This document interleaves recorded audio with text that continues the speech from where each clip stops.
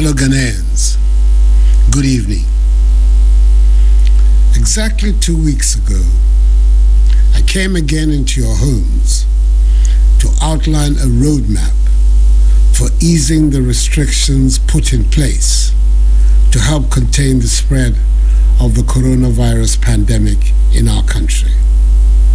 I indicated that it would be a phased approach involving a selected list of public gatherings based on their risk profile, socioeconomic impact, and most importantly, our capacity to enforce and to respond in the event of a flare-up in our number of infections.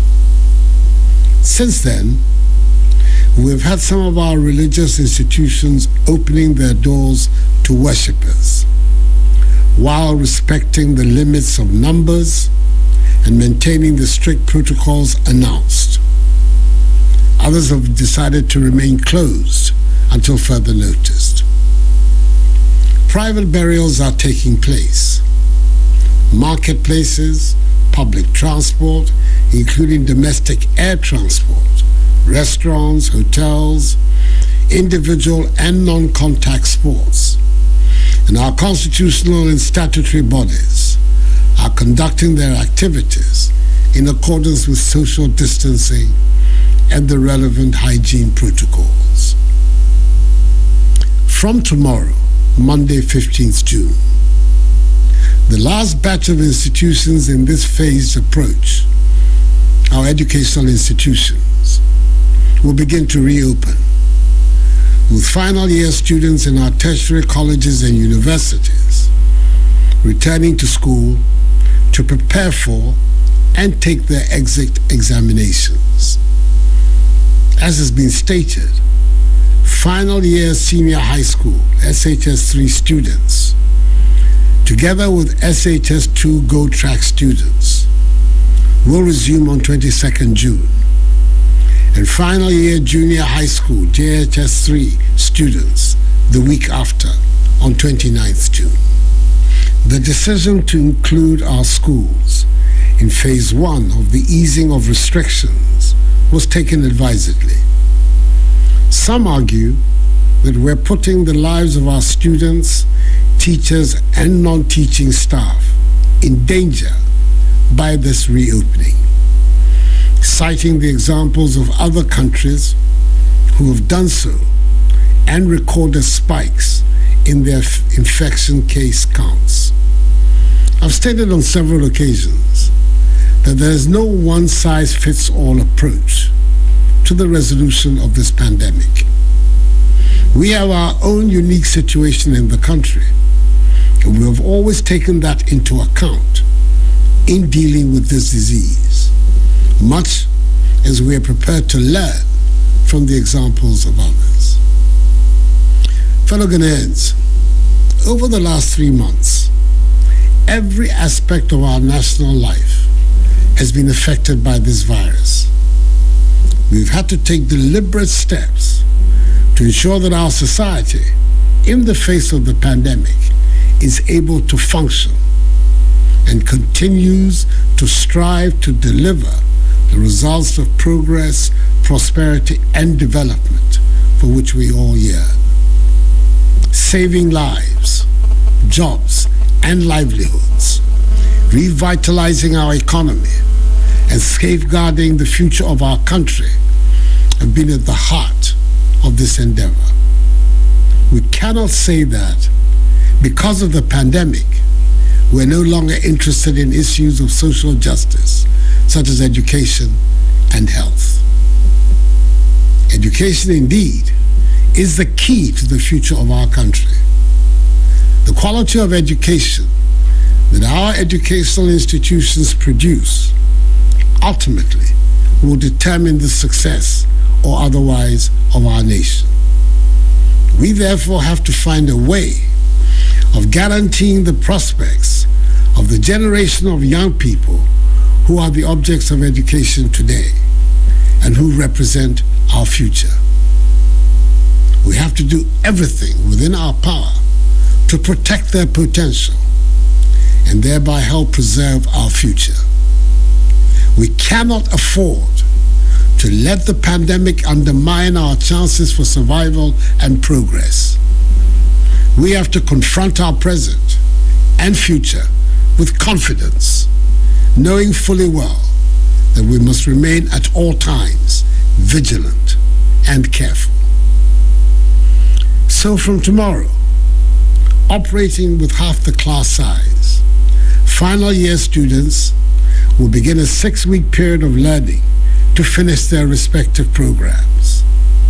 Subsequently, for a period of 4 weeks, they will sit for their exit examinations. It must be put on record that some final year students will not be returning to school, as some of them, through virtual means, have already sat their exit examinations.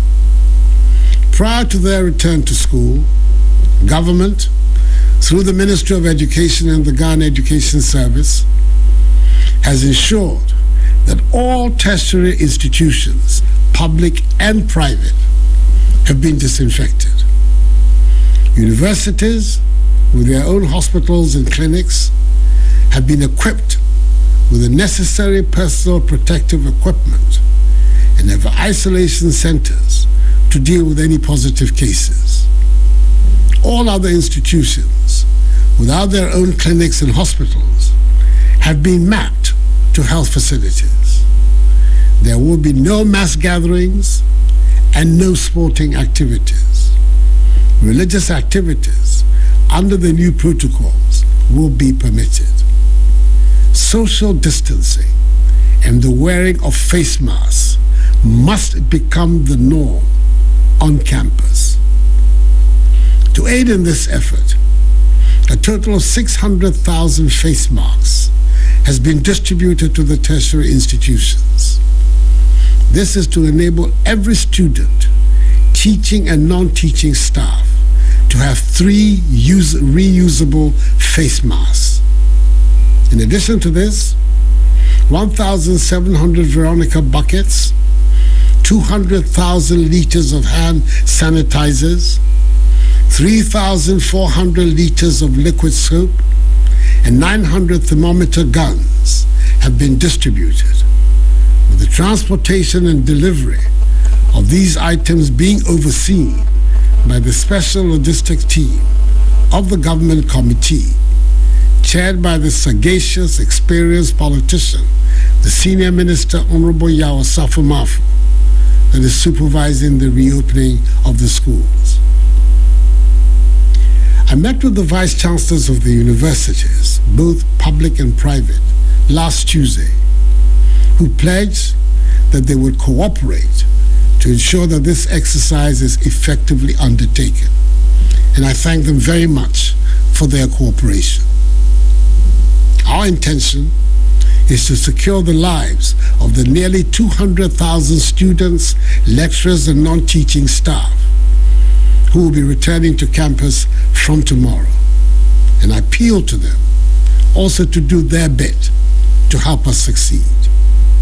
I urge them to adhere to enhanced personal hygiene and social distancing protocols, wash their hands with soap under running water, refrain from shaking hands, and wear their masks to, in, and from the lecture halls and on the campus generally. Fellow Ghanaians, I have to address a matter which has to deal with our case count, especially in recent weeks, and which has given cause for anxiety. The increase in numbers indicates that the virus has spread and continues to spread. We have to bear in mind at all times that the more people we test for the virus, the more people we are likely to discover as positive, and thus have the opportunity to isolate and treat them. If we do not test people for the virus, we will not find the persons who are positive, let alone isolate them from the population and treat them and prevent them from spreading the virus. For example, the total number of tests that we have conducted in Ghana, with a population of 31 million, 254,331, is one of the highest on the African continent. Furthermore, many countries in the world, including several of the developed economies, are not implementing a policy of enhanced contact tracing, and this makes our data qualitatively different and more effective in the fight against COVID-19. Indeed, the success of our tracing, testing, and treating will lead, in the end, to a reduction in the number of cases. That is what we're working for. Understandably, much focus has been placed on the rise in the total number of confirmed cases. As at midnight of 13th June, the total number of positives, cumulatively, stands at 11,964. Out of the 254,331 tests conducted, we have a total of 4,258 patients who are fully recovered, have been discharged, and are now free of the virus. So our scrutiny, in effect, must be on the number of active cases, i.e. people who remain on our books as still positive. Hence, as things stand now, the total number of people with the virus, that is active cases from our tests, is 7,652. Our positivity rate, i.e. the ratio of positive cases to total tests conducted, stands at 4.7%. In our hospitals and isolation centers, we currently have 13 persons severely ill, 6 persons critically ill, with 3 persons on ventilators. Mercifully for us, by the grace of God, the number of COVID-19 related deaths, sad though each death is, continues to remain very low, one of the lowest in Africa and the world. With 54 deaths currently reported by the Ghana Health Service thus far in Ghana, the ratio of deaths to positive cases stands at 0.4%, compared to the global average of 5.5% and the African average of 2.6%. The number of severe and critically ill also continues to be low. I am relating all these figures not to engender any false feel-good factor, but as statements of fact that must provide the context for us when we examine our figures. If indeed we are to be guided by the data, then we must look at the data in all its ramifications, not just one particular aspect of them. That is the proper way to do justice to the data.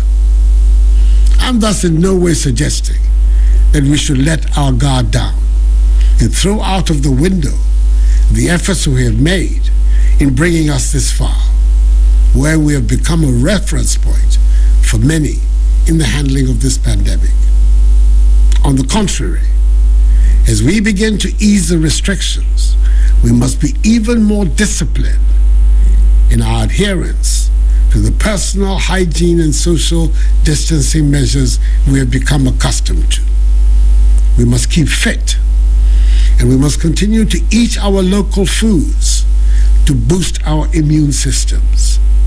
This is how we can prevent our healthcare services and our heroic healthcare workers from being overwhelmed due to an increase in demand for hospital care.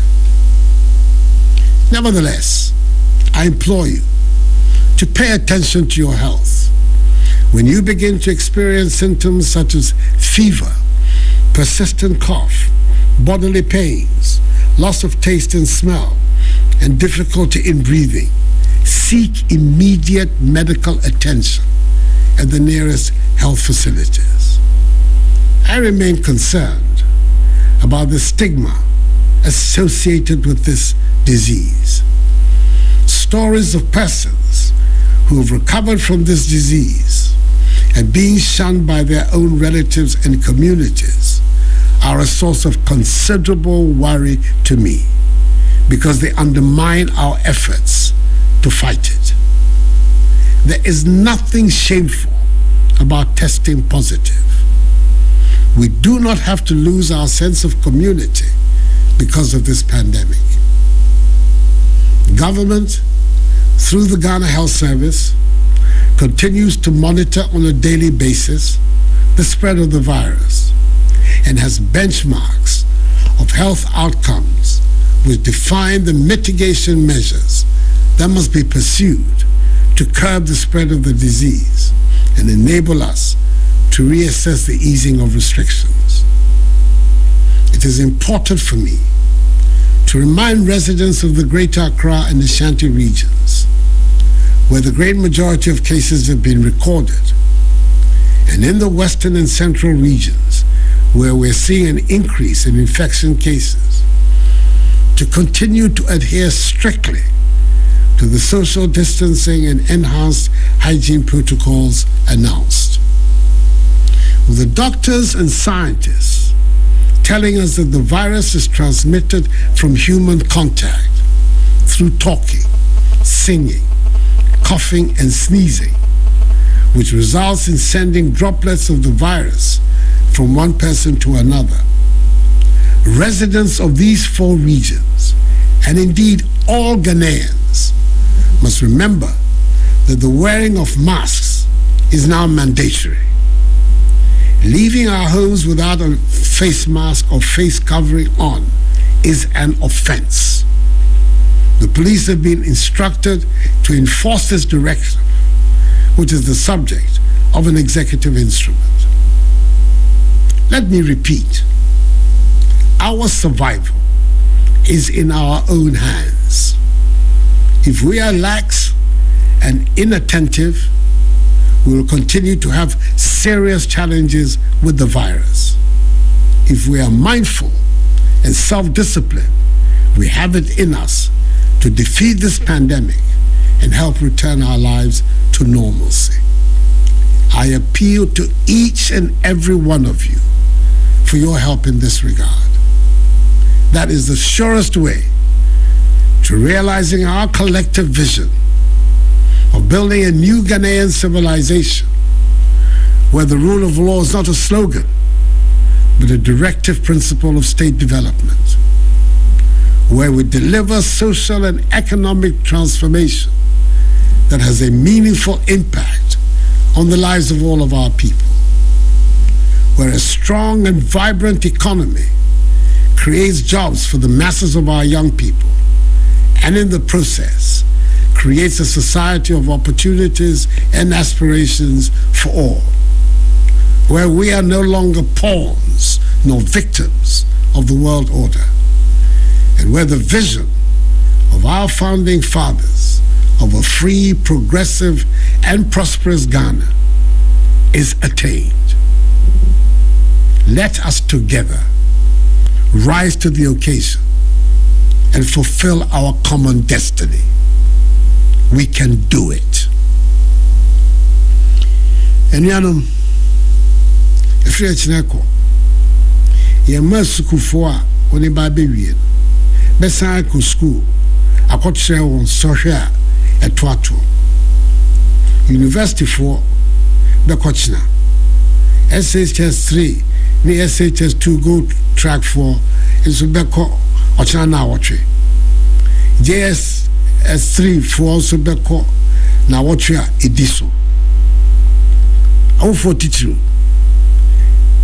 Ni mamu nyina tiase se ihihye a biara e wose yeye de boy ma ho ban aban aye misramu eni yama enkoso indi ihihye a ediye bebo ye ho ban no eso na onyankopon adaroma yentumi eyi saa yare mfiri yɛn so. Anyameme kejawo obi fe na abagbe school na Bayer school na magma nagbe woloe university B Bayer wo the SHS 3 ke SHS 2 go track B Bayer was Uchi JHS 3 B Bayer school Uchi enyomle mismo ninye fe nye no yake wotogbeje ani fe ojuba ni waka wo ba ni ibaha wo bi fe high school isani ko behi mi panyefai waka wo bi fe abomode ni bi fe ni nke ye yano mi modromo waka neke helane aje wote. In conclusion, fellow Ghanaians, permit me to pay brief tribute to the memory of an old and valiant colleague in the struggle of the new patriotic party and in the work of the Akufo Addo government, the mayor of Sekondi Takoradi Metropolis, the chief executive of the Sekondi Takoradi Metropolitan Assembly, Honorable KK Sam, Eja Sam to me and many, whose efforts in enforcing social distancing protocols of the Sekondi and Takoradi markets were recently highly commended by me, and who sadly passed away on Friday as a result of a COVID-19 related death. May his soul rest in perfect peace in the bosom of the Almighty until the last day of the resurrection, when we shall all meet again. Let us also wish our hard-working Minister for Health, Honorable Kwaku Agyeman-Manu, MP for Doma Central, a speedy recovery from the virus which he contracted in the line of duty and is in a stable condition. May God bless us all in our homeland Ghana and make her great and strong. I thank you for your attention.